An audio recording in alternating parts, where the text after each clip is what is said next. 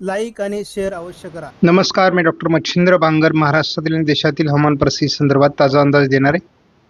आपण या ठिकाणी बघतो की उत्तर भारतामध्ये एक WD सक्रिय आहे. दुसरा WD गल्फ कंट्रीकडून पूर्व भारताच्या दिशेने सरकण्याच्या स्थितीमध्ये आहे. त्यामुळे WDचा प्रभाव वाढतोय आणि जोपर्यंत WDमुळे उत्तर भारतात गारपीट होणार आहे किंवा बर्फवृष्टी होणार आहे, तोपर्यंत उत्तरेकडून येणाऱ्या शीतलहरींमुळे थंडीचं प्रमाण भारतामध्ये चांगल्यापैकी राहणार आहे.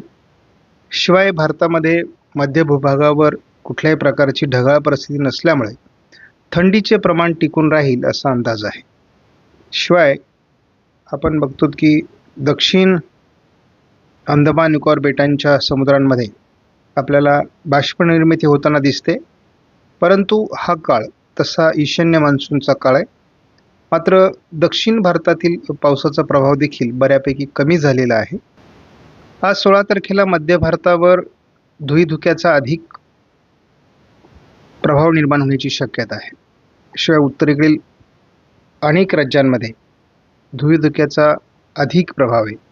पूर्व भारतातील बहुतांश राज्यांमध्ये धुईधुक्याचा मोठा प्रभाव आहे.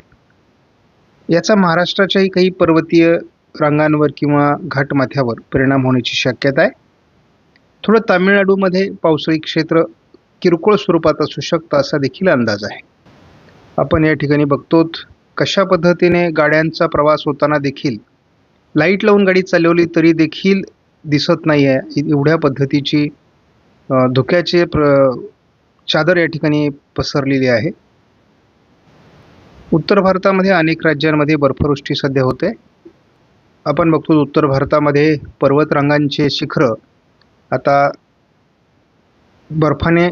बर्फाच्छादित झालेले आहेत. या ठिकाणी आपण बघतो जवळपास चंदीगड, पंजाब, हरियाणा, दिल्ली, उत्तर प्रदेश, मध्य प्रदेश, त्यानंतर अरुणाचल प्रदेश, मेघालय, आसाम, त्रिपुरा, नागालँड, मणिपूर आणि मिझोरम या ठिकाणी दाट धुक्याचा प्रश्न आहे.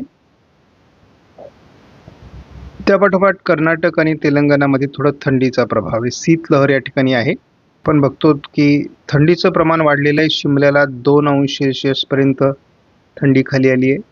देहरादूनला 9°C, जयपूरला 9°C, लखनौला 8°C थंडीचा प्रभाव आहे. तर मुंबईला 17°C थंडी उतरली आहे. भारतीय हवामान खात्याच्या वेबसाईटला जरी महाराष्ट्रात थंडीची लाट दाखवली गेली नसली तरी GFS मॉडेलने मात्र महाराष्ट्रात थंडीची लाट सक्रिय असल्याचं सांगितलं आहे. परंतु आपण नेहमीच सांगतोय की ही जरी थंडीच्या लाटे एवढी थंडी नसली तरी त्या काठावरची थंडी सध्या आहे. ही थंडी 17-18 तारखेलाही कमी अधिक प्रमाणात राहणार आहे.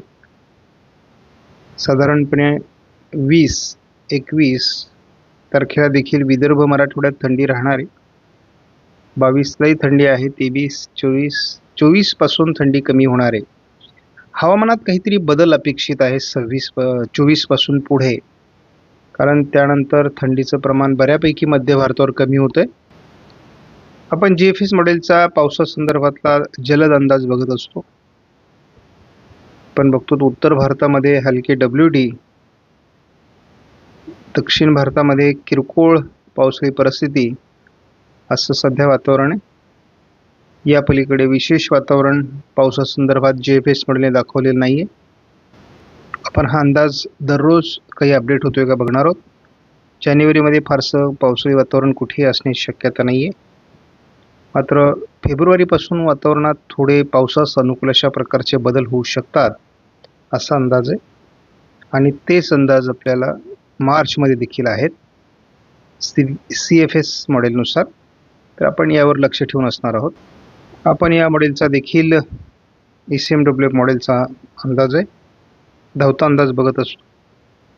साधारण 15 दिवसामध्ये पुढे काय घडतंय तर या ठिकाणी आपल्याला स्पष्टपणे दिसते की उत्तर भारतामध्ये WD सक्रिय राहणार आहेत.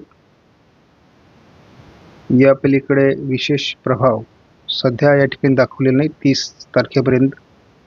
म्हणजे आत्ता तरी आपल्याला म्हणजे काल जसं मॉडेलने दाखवलं होतं की मध्य भारताकडे WD सरकतील, तसं आत्ता मात्र आपल्याला या मॉडेलने दाखवलेलं नाही आहे. म्हणजे तो कालचा मॉडेल एरर होता असं म्हणता येईल. आपण काल जेव्हा या मॉडेलचा अंदाज बघितला होता तेव्हा मॉडेलने आपल्याला एक एरर दाखवला होता, तो म्हणजे मध्य भारताकडे WD सरकतील डिसेंबरमध्ये. परंतु तो अंदाज आता बदलला. याचाच अर्थ असा आहे की मॉडेलचा एरर तो होता आणि आपण कालही म्हटलं होतं की हा मॉडेलचा एरर असू शकतो. आपण 5 दिवसाचा धावता अंदाज या ठिकाणी बघत असतो की हवामानामध्ये कसे बदल होतात. आपण कालही बघितलेलं आहे की केरळ, तामिळनाडूमध्ये थोडं ढगाळ वातावरण किंवा पावसाळी वातावरण राहणार आहे.